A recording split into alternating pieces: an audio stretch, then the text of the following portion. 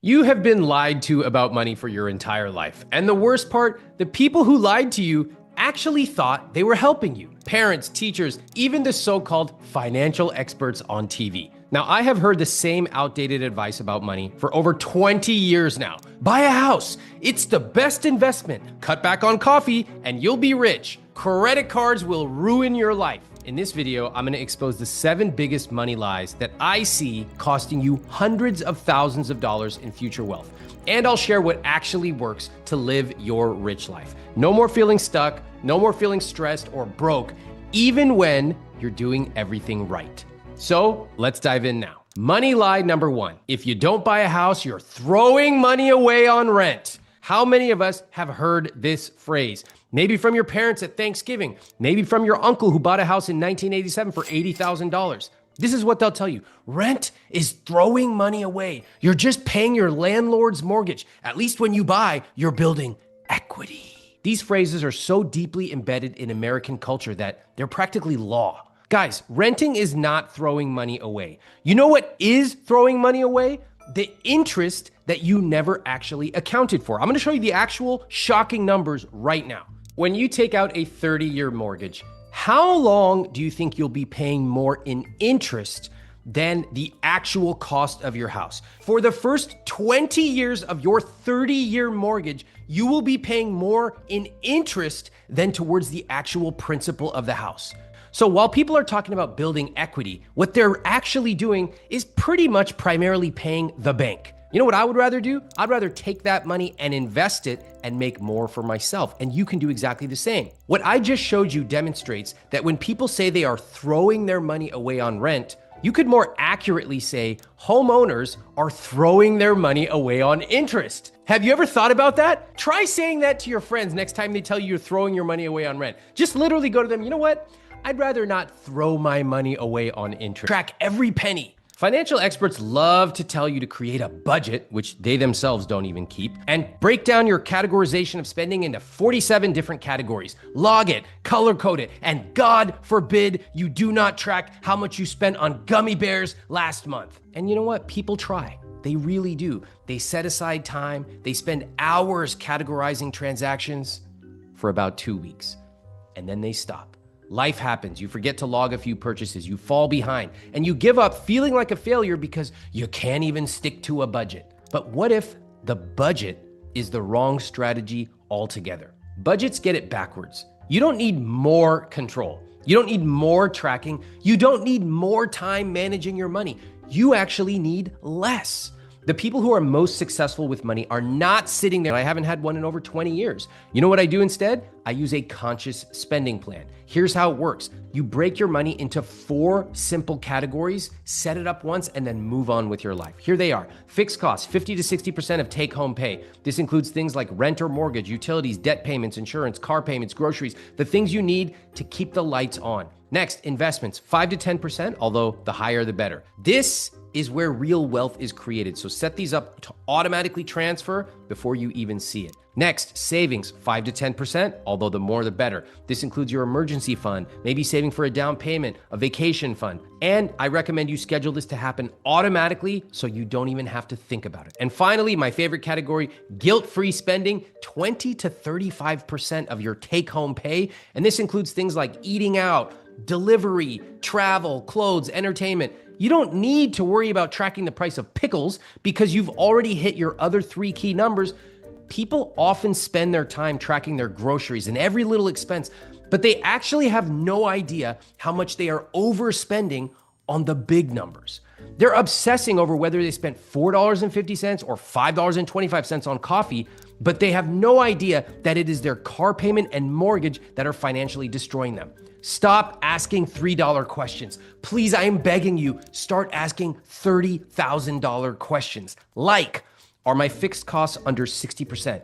Am I investing? Number 3, stop spending money on coffee. Have you ever heard a financial expert tell you something like this? If you just stop buying lattes every day and save that $5, in 30 years, you'll have $100,000. What the hell kind of advice is this? I find this trope so tired, so old, so lazy. As if young people are just sitting around splurging on $5 coffees and that is why they cannot buy historically expensive housing. What it really does is it is a lazy way for typically older people to look down at younger people and say, "You're so irresponsible." It's just lazy. And the biggest result is more people walking around feeling guilty every time they buy a coffee. This is what I call the frugality trap. The idea that if you maybe $72,000 over your lifetime. But do you know what else would save you $72,000, or in fact, way more? Negotiating one salary increase, or buying one car that is $10,000 cheaper, or refinancing your mortgage at the right time.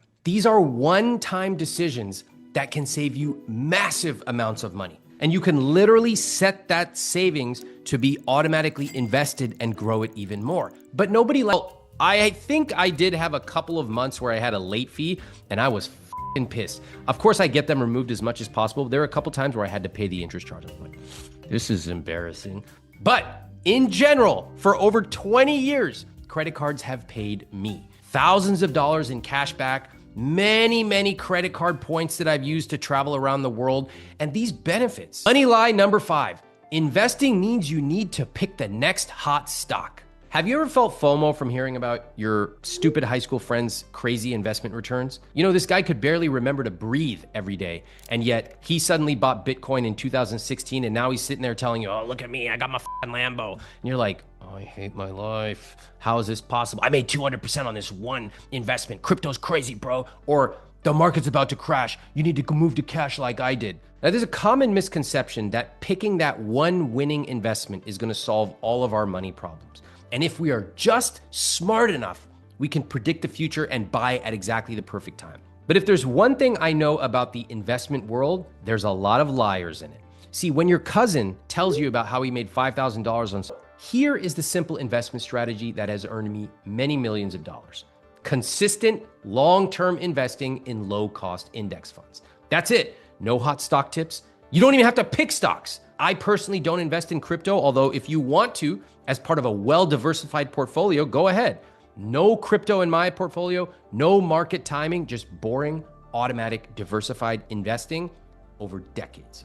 Now, over any meaningful time period, the stock market has gained money. And if you missed just the 10 best days of investing during that 15-year time period, your return dropped to 2.96. That's basically matching inflation. That means you lost a ton of money. Here's the point. You can't predict which days are going to be good or bad. Oh, and what if you missed out on the 30 best days? Your returns actually go negative. You will lose money. Do you see the point I am making? They buy at the wrong time. You need a financial advisor to manage your money. Do you feel like you want to just outsource your money so that someone else can be in charge of it and watch what's going on in the market and tell you if anything is wrong? This is tempting, but for most people, it is the wrong decision. Let me explain, because you probably outsource getting your oil changed. You might outsource having your backyard lawn mowed. We outsource certain things in life. But when it comes to our money, most of us have no idea how much it would actually cost us. Now, financial advisors love phrases like wealth management and portfolio optimization. Often the goal is to make investing feel like some mysterious art that only experts can master. And then often they charge you 1% of your assets every single year. Now, it's just 1%. A lot of people think, oh, that's not bad for someone to be monitoring what's going on. Let me ask you, does that sound like a little bit or a lot to you? To me, you would end up with about $653,000. Okay, but what if instead of paying a 1% fee, you put that same amount into a low-cost index fund that charged you 0.1%?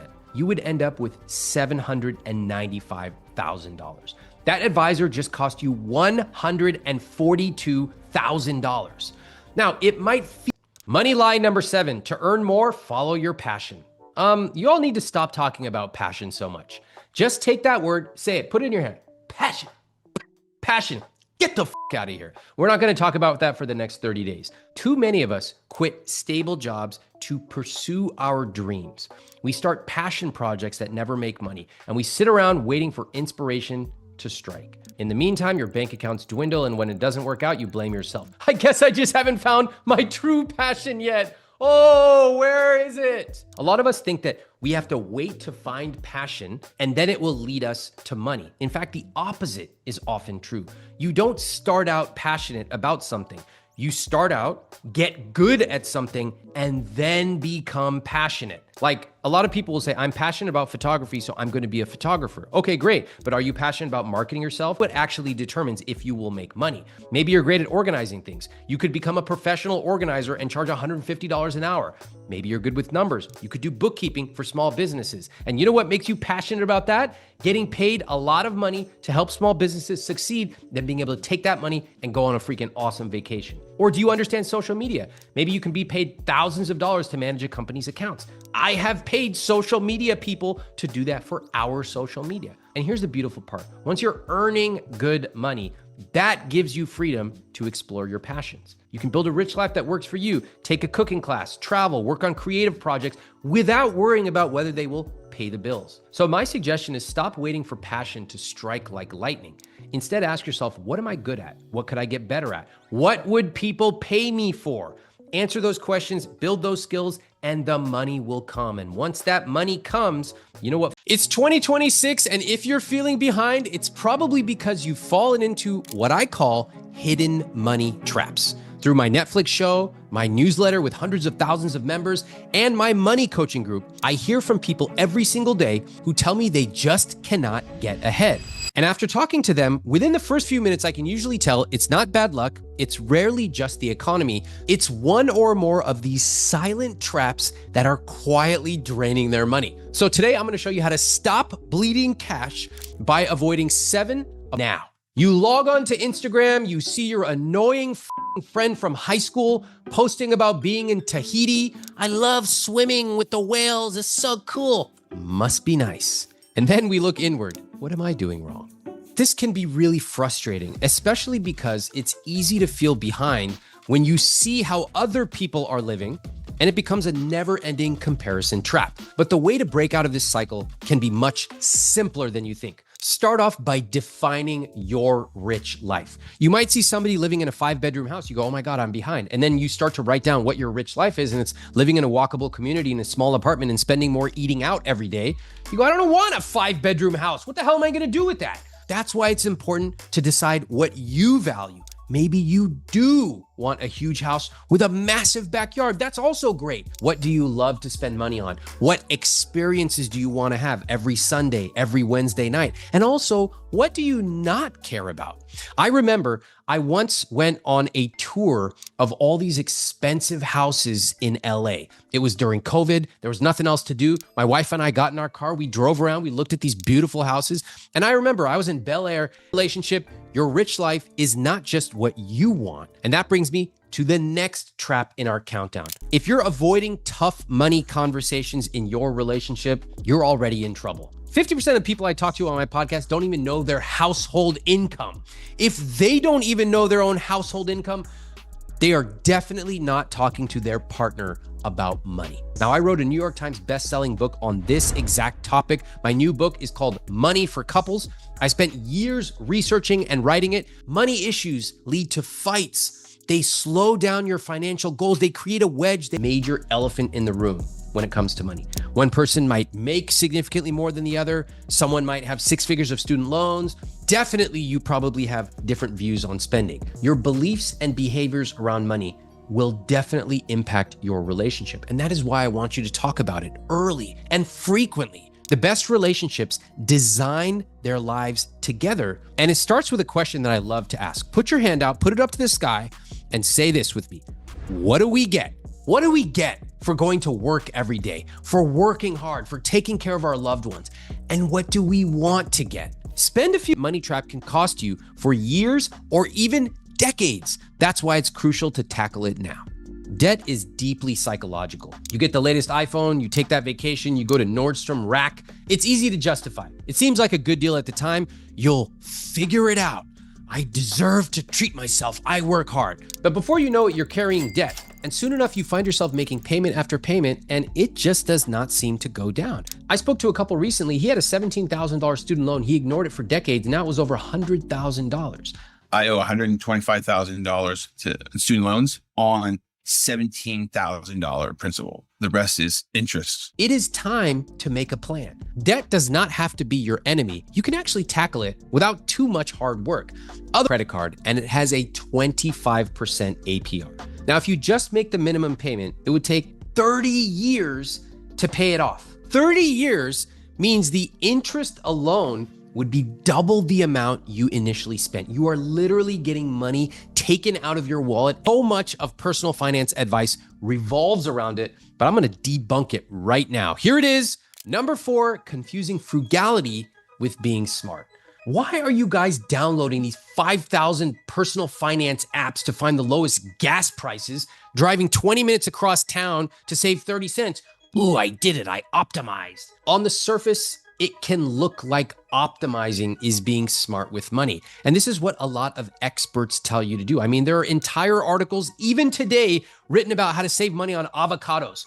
Oh my God. If you ever find me reading an article on how to save money on oranges, something has gone horribly wrong.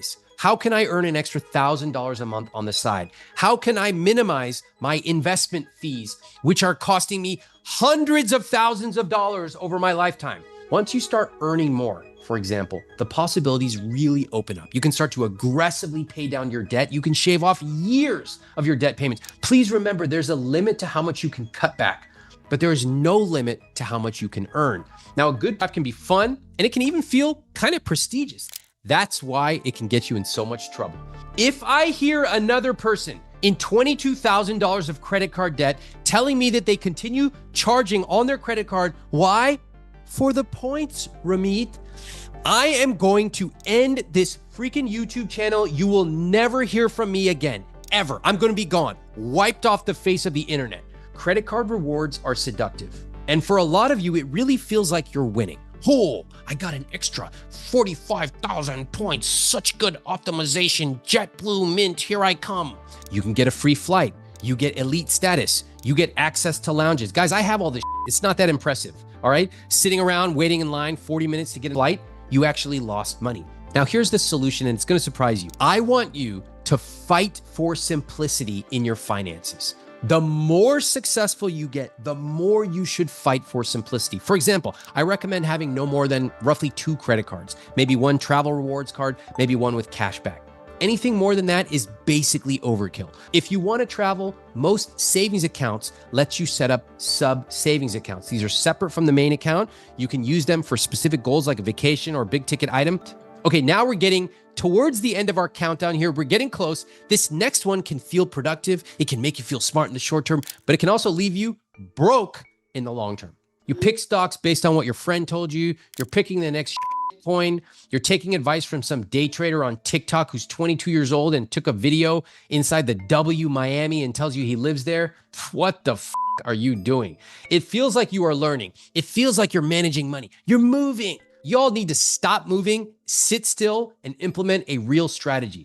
Have you ever seen actual wealthy people? They're not going like this. Hey, everybody. Today I was in South Beach. So cool. I got out of my Rolls Royce. They're calm. They're not moving around a lot. Best thing I learned was to stop trying to time the market and buy individual stocks and to diversify automatically. Let me give you a very simple example. Let's say you have 2 businesses that you could invest in. One sells beach chairs. The other sells snow shovels. One for the summer, one for the winter. Well, if you put your money in the beach chair business, guess what happens in winter when no one's buying them?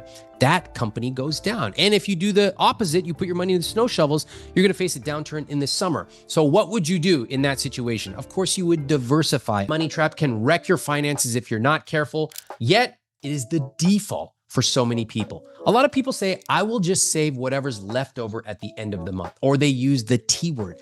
I need to try to save more. Try?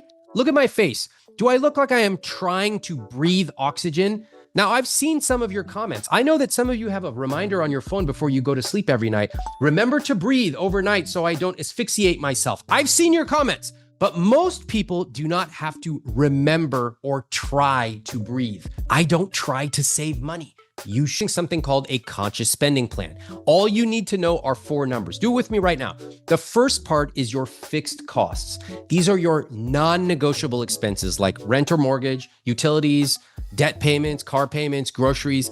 These fixed costs should be 50 to 60% of your take-home pay. That's your key number. Next number, investments. You want to be investing 5 to 10% minimum, ideally more. This is where the real wealth is created. Third part of your conscious spending plan is your savings. 5 to 10% of your take-home pay minimum, ideally more. This would be things like an emergency fund, a down payment for a house, even saving for things like vacations 2 years from now. This gets automatically transferred every single month into a savings account. You save without trying. And finally, number 4, my favorite one of all, guilt-free spending 20 to 35% of your take-home pay. It can be travel, it can be clothes, it can be drinks out with friends, going out to eat, whatever you want. The only thing it cannot be is getting DoorDash of Chili's, because that is disgusting. But aside from that, it's up to you to spend your money however you like. I'm not here to judge. It's your rich life. This is what living your life is all about. And now that you know these money traps, check out how you can skyrocket your wealth no matter. Well, I did what they told me in my 20s. I got a good job. I saved my money diligently. In fact, growing up, I was convinced that real success meant owning one of those houses in those cookie cutter developments in a planned community. Gotta have the granite countertops. But something felt off. I was working hard, but I was not living the kind of life that I had imagined. And I started realizing that a lot of the money advice we have been told doesn't actually work today. That's what today's video is about. I'm gonna break down the 13 most common traps that quietly keep people stuck in a rat race they don't even wanna be in. These are the habits that make you feel like you're being responsible, but your bank account and more importantly, your rich life never really seems to grow. And number 11, believe it. We believe things like, we don't talk about money because our parents said it. Money changes people, which implies if you make money, you're gonna become a bad person. Investing is gambling. Imagine hearing those things as a kid. Those scripts can run your life for decades without you even realizing it. Suddenly, 30 years later, you feel guilty spending money, you avoid investing, or you just assume you're bad with money. These are invisible scripts, and they are some of the most destructive patterns I've seen in you are the average of the 5 people you spend the most time with. I find that to kind of be true with your finances too. Like if everyone around you complains about money or they avoid investing, that's probably going to be you. If you find that the people around you always insist nobody gets ahead, there's no way we can ever get ahead, the world's against us, that starts to feel normal. And you'll start saying things like, we're all living paycheck to paycheck. Not true. Credit card debt is just another part of life. Not true. Pretty soon you are trapped. And who do you actually take money advice from? Is it your broke friend who has strong opinions on investing? Is it your parents who never really taught you anything about money, but now they insist you need to buy a house? Is it your coworker who read one article about the market crashing and they pulled all their money out and now they're telling you to do the same thing? Bad advice actually sounds safe. A lot of people use caution to seem smarter than they are. The market is crashing. It sounds smart because you know something that they're not telling you. You know what actually doesn't sound as smart, but actually is way more profitable? Hey, you should probably invest automatically every single month and invest for 30 or 40 year time horizons.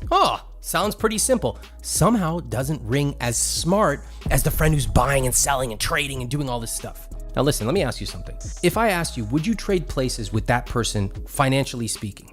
You would laugh. Of course you don't want their life, but yet you're listening to their advice. So here's my simple rule. Not even bad advice that keeps people stuck. It's actually just complete silence. And for couples, this next one destroys more relationships than you can imagine. I see this all the time on my podcast, couples who completely avoid talking about money. In fact, most couples only really talk about money 4 times in their entire relationship. More commonly, I will see one person handling the finances, they're the money person, the other person avoids it entirely. And they tell themselves, they're better at money, I'm not so good at math, they're fine, as long as we don't fight, it's okay. But behind the scenes, resentment builds. One person feels controlled, the other can feel unappreciated. That financial misalignment mindset I see over and over in people who struggle to build wealth. I hear it all the time. The system is rigged. My parents never taught me about money. The economy is so bad. Who can do that in this economy? How can anyone get ahead? Now, I have to admit, I have a soft spot for this because in the personal finance world, there are not many people talking about systemic problems. Like, for example, housing. Housing is not just you wanting a fancy living room. Housing is historically unaffordable for a systemic reason. And yet, I believe that we can talk about systemic reform and also take personal responsibility for our decisions. Does luck play a role? Of course it does. I'm one of the luckiest guys on the planet. I was born to two educated parents. I get the chance to be here and talk to you about how to live a rich life. I'm healthy. I feel very fortunate. And also, I took responsibility and made certain decisions. Look at some real freaking numbers. 45.2% of US households carry credit card debt with a median balance of $2,700. Now, that debt carries an average interest rate of 24%. Let me say that again, 24%. At that rate, making minimum payments, like the interest plus 1% of balance, would take you 18 and a half years to pay that off. And you would have paid $4,700 in interest, more than what you originally owed. So why do so many people fall into this trap? Why do so many people think it is vibes? Oh, I feel like Thai food tonight. I feel like buying an iPhone. But every time you put something on credit that you cannot afford today, you are actually stealing from your future self. You're paying a premium for something that you cannot afford. So instead of asking, can I afford the monthly payment? You should be asking yourself, can I afford to pay for this in full today? And if you new trap, cutting back on every expense might feel like you're being smart, but in reality, cutting alone is rarely what makes people rich. You know, there's this cultural obsession in America with cutting every expense. Cut the lattes, cut the avocado toast, cut Netflix, cut the gym, cut. It's very puritanical in a way. Let's say Chad saves $40 a week by cutting back on coffee. Okay, his grandpa was in the Great Depression, so his whole family history has been all about cut back, live small, live a minimalist life. And he goes, oh, I did it. I achieved what they told me to. I'm so good. Meanwhile, you have another friend of his, Peter, who negotiates a $20,000 salary increase. Who do you think's better off? I'll give you a hint. The guy who negotiated the salary can buy as much coffee as he wants and save and invest and travel. To one of the biggest culprits that traps people financially. We almost never talk about it because in America it's taboo, and that is your vehicle. This trap has ruined more finances than any avocado toast ever could. The average car payment today is $700 a month. That's not even counting gas, insurance, maintenance, parking, tickets, registration, or any of those phantom costs. Add all those up, you're spending over $1,000 a month to sit in your gas-guzzling vehicle, going through the Chick-fil-A drive-thru and then complaining, oh, inflation is so insane. Now, people justify this by saying, I need reliable transportation. Or, this is my favorite one of all, it's for the kids. Comment below and tell me where you heard this myth, because that's exactly what it is for a lot of people, a myth. You know, most people think buying a house is a smart move. And the way they do it in their head is they go, buy a house, build equity. And then somehow, some magic happens, and then profit comes out the other end. Without knowing the true costs, buying a house can become one of the worst financial decisions of people's lives. Sometimes buying can be a great financial decision. Other times, not so good. Here's what often happens. People don't actually know how much they can afford. They definitely don't run the numbers. And deep down, they assume that buying is always better than renting. But then they buy and reality hits. Every dollar's going into their mortgage. They're stressed out because they did not responsible, but it quietly ruins your finances. The budget hero. You focus on small wins, not building wealth. This is one of my biggest pet peeves, and honestly, this is where 90% of personal finance content really obsesses about. Budget heroes focus on the wrong questions. Should I switch from Netflix Premium to standard with ads?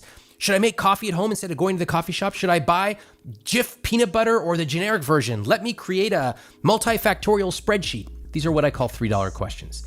They make you feel like you are working on your finances, but in reality, they make almost no difference in the long term. You could cut lattes for 10 years and still not afford a house. The problem is that it's stuck financially. Even after they know exactly what to do, they sabotage it by trying to manually control everything. I cannot count the number of times I've heard guests on my podcast say things like, I like to log in every week and transfer my money myself. I manually pay my bills so I don't miss a payment.